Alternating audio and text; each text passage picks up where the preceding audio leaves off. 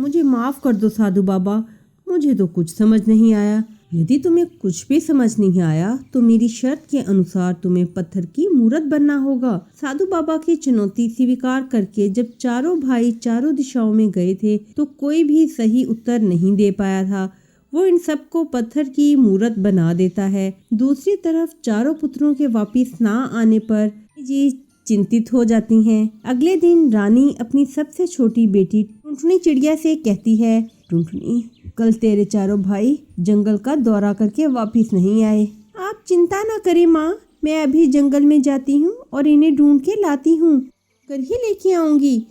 टुनटुनी अपने भाइयों को ढूंढने निकलती है और कई घंटों के बाद साधु बाबा के पास पहुँचती है। अरे ये पत्थर की मूर्तियाँ तो मेरे भाइयों जैसी हैं। साधु बाबा को मेरा नमस्ते। बाबा, ये पत्थर के पुतले तो मेरे भाइयों जैसे हैं, क्या मैं इनके बारे में कुछ जान सकती हूँ? हाँ बेटी, मैंने ही इन्हें पत्थर के पुतले बनाया है। साधु बाबा टुनटुनी को सारी बात बताते हैं। साधु बाबा, कृपया करके मेरे चारों भाइयों को ठीक कर दें, बदले में आप जो चाहेंगे मैं वो करने को तैयार हूँ। ठीक है टुनटुनी, जो जवाब तेरे भाई ना दे सके तू वो मुझे दे दे, मैं इन्हें ठीक कर दूंगा। परंतु अगर एक भी जवाब गलत हुआ तो मैं तुम्हें भी पत्थर की मूर्त बना दूंगा। बता, क्या तुझे ये शर्त मंजूर है? मुझे मंजूर है चील बाबा। तेरे पहले भाई ने देखा कि पेड़ पर सब्जियां उगी हुई हैं और उनकी हिफाजत डंडे कर रहे हैं, और वापसी पे उसने देखा कि वही पेड़ जिस पे सब्जियां उगी हुई थी उनकी रखवाली करने वाले डंडे अब उनको काट रहे हैं।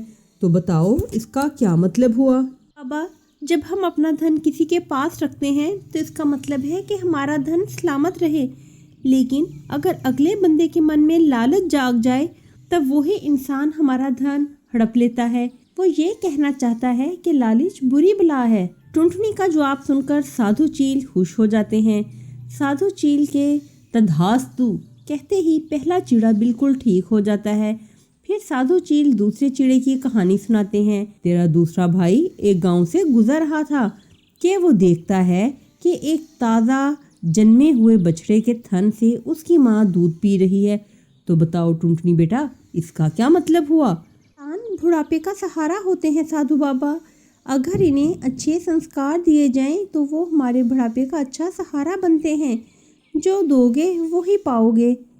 टुनटुनी चिड़िया का जवाब सुनकर साधु चील खुश होकर कहते हैं, तथास्तु, और दूसरा चिड़ा भी ठीक हो जाता है। फिर साधु चील तीसरे चिड़े की कथा सुनाता है। तेरे तीसरे भाई ने देखा एक बंदा एक पानी से भरे हुए कुंड से 2 खाली कुंडों को भरता है, लेकिन पहले पानी से भरे हुए कुंड में से एक कतरा भी कम नहीं होता। तो बताओ इसका सही उत्तर क्या हुआ टुनटुनी बेटा? बाबा, इसका मतलब है कि इल्म समंदर जैसा होता है और ये बांटने से कभी कम नहीं होता। वाह टुनटुनी वाह, तू तो बहुत चतुर है। जैसी रानी अगर प्रजा को मिल जाए तो वो सब धनी हो जाएंगे। इस तरह वो अपने सब भाइयों को घर वापिस ले आती है। माँ, हम सब में सबसे अक्लमंद तो हमारी छोटी बहन टुनटुनी है। आपके बाद रानी बनने की अहल वही है। हम सब भाइयों की इच्छा है कि आप इसे ही रानी बनाइए।